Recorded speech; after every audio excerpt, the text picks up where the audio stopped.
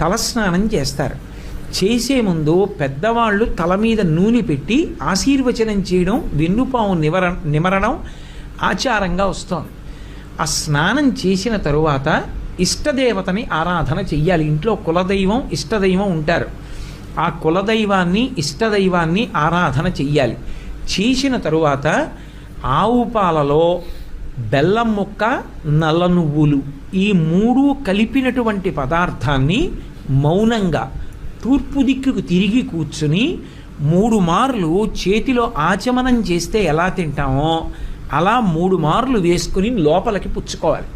3 మార్లే.